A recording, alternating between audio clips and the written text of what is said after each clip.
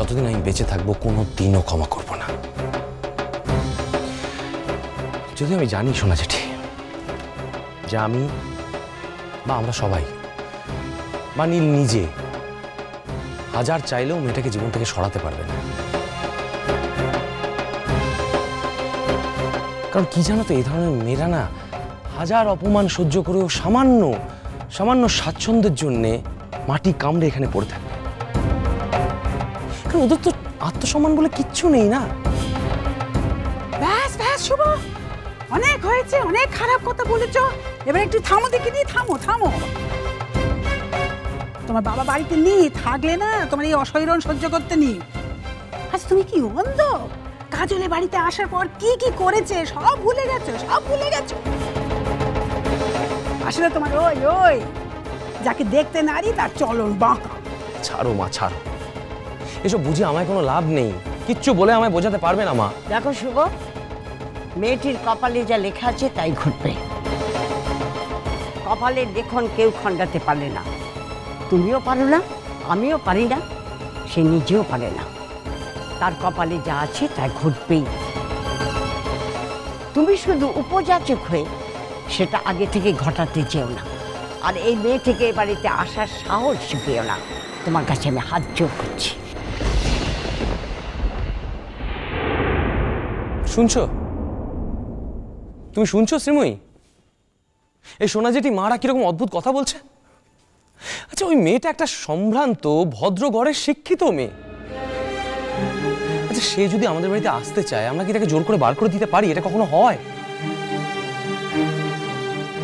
আচ্ছা, শুধু শুধু এত জটিলতা কেন বাড়াচ্ছ বলো তো? কিসের জটিল? ভালো লাগে না ছাই। একই ওপরে কি হচ্ছে না হচ্ছে সেই নিয়ে আমাদের টেনশন হচ্ছে। ওপরে কি হচ্ছে মানে? কি হচ্ছে ওপরে? সেটাও কি তুমি বোঝো না? আরে বাবা, কাজল তো একটা মেয়ে নাকি? আর আর কি হবে না হবে, কি হচ্ছে না হচ্ছে ও ইতিমধ্যে বুঝে গেছে। তো ও কি ওই মেয়েটার সঙ্গে অশান্তি করবে নাকি বুঝে গেছে বলে? দেখো, এতটা সাহস কিন্তু আমি অ্যালাউ করবো না শ্রীময়ী। দেখো, ওর মতন মেয়ে যদি মনে করে থাকে, ওর মতন সাবস্ট্যান্ডার্ড মেয়ে যদি মনে করে থাকে যে নীলের জীবনটা ওর জীবনের সঙ্গে জড়িয়ে রেখে নীলের জীবনটাও শেষ করে দেবে, then I am the last person. I am the last person যে ওকে কি। অনেকক্ষণ ধরে অনেক কথা তুমি বলে যাচ্ছ, এবার থামো থামো। সোনা জেঠি, আমার কষ্টটা তোমরা কেউ বুঝবে না সোনা জেঠি। আমার ভেতরে কতটা জ্বালা যন্ত্রণা সহ্য করতে হচ্ছে সেটা কোনদিন বুঝবে না, কেউ বুঝবে না।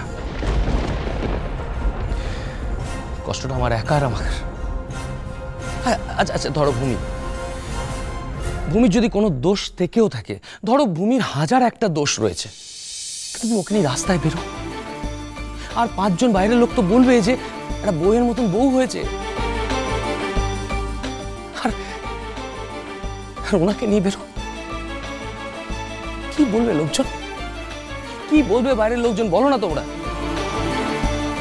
বলবে তো যে একটা শঙ্কে নিয়ে বেরিয়েছে। প্লিজ প্লিজ, এবার তুমি একটু চুপ করো। চুপ। অনেকক্ষণ ধরে অনেক কথা বলেছে, সবার শোনার কিন্তু একটা ধৈর্য থাকে। চুপ। ওদি মনটা বড় আনচান করছে গো, বড় আনচান করছে। এতক্ষণ ধরে কি কথা কইছে বলো দেখিনি? হ্যাঁ, কেন নিচে আসছে না? আর দাদু ভাই বা কি, কেন একা একা বেড়ে গেল সে? স্বামীর মঙ্গলের জন্যে কাজলকে এখন খুব সাবধানে চলতে হবে। অভিমান করে দূরে সরে না থেকে শক্ত হাতে হাল ধরতে হবে। এ সময় ভুল পথে পা বাড়ালে সারা জীবন হয়তো ভুগতে হতে পারে, সারা জীবন।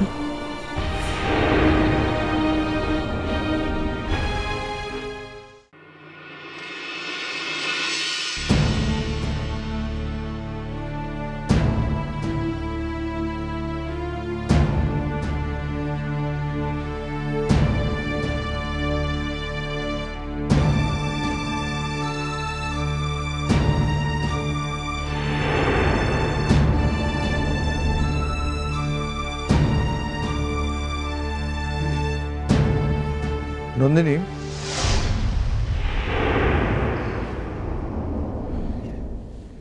একটা কথা বলতেই এলাম। ওই রিসেপশন অনুষ্ঠানটা ওটা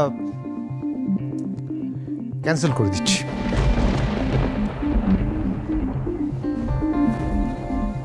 ও হ্যাঁ, তোমাদের জানানোর কথা তাই জানালাম, এই আর কি। কারণটা কি আমি? না না, কারণটা আমি নিজেই, আমার নিজেরই আর ইচ্ছে করছে না এসব। মানে পুরো ব্যাপারটাই আমার কাছে কিরকম মিনিংলেস মনে হচ্ছে। অমর্থ, বলো। একটা কথা বলতে চাই। বলো। অমর্থ,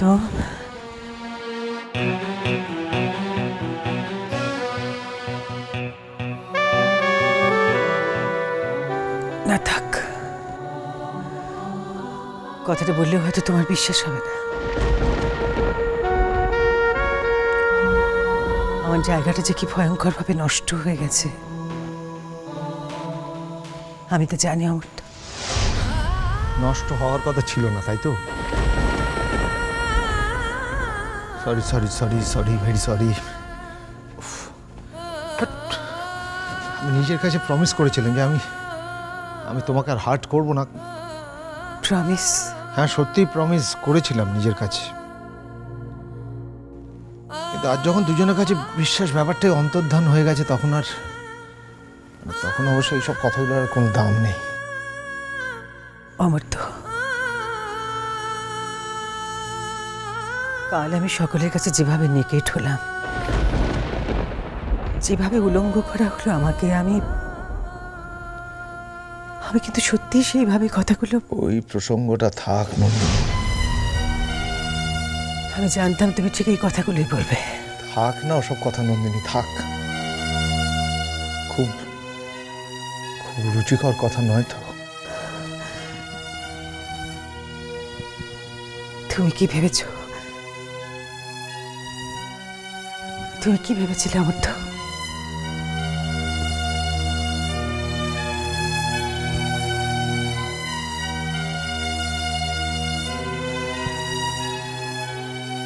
আচ্ছা, আমার পক্ষে ওই ধরনের ওই রকম রুচিহীন কথাগুলো বলা সম্ভব? আমি বলিনি অমর্থ, অ্যাটলিস্ট ওইভাবে বলি। অত নিম্ন রুচির কথা আমার মুখে আসবেই না।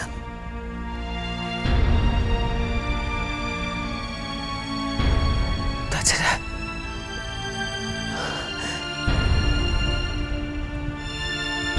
একবার ভেবে দেখো তো অমর্থ, আমার ছেলে, তোমার দাদা, সকলের সামনে আমাকে ওইভাবে ওই কথাগুলো শুনতে হয়েছিল, আর তারপরেও আমি বেঁচে আছি। তারপরেও ওই লোকগুলোর সঙ্গে এই একই বাড়িতে আমি বাস করছি।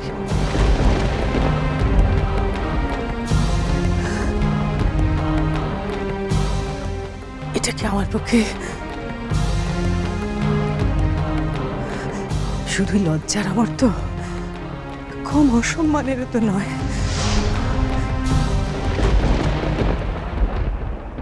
কোথায় যাচ্ছ? কি হলো? কি বলছি শুনতে পাচ্ছ না? রাঙা পিসির ঘরে। হঠাৎ? এমনি। দাঁড়াও দাঁড়াও, মাঝরাত্রে এই নাটকটা করার আগে আমার জানার দরকার তুমি এই নাটকটা করছো কেন।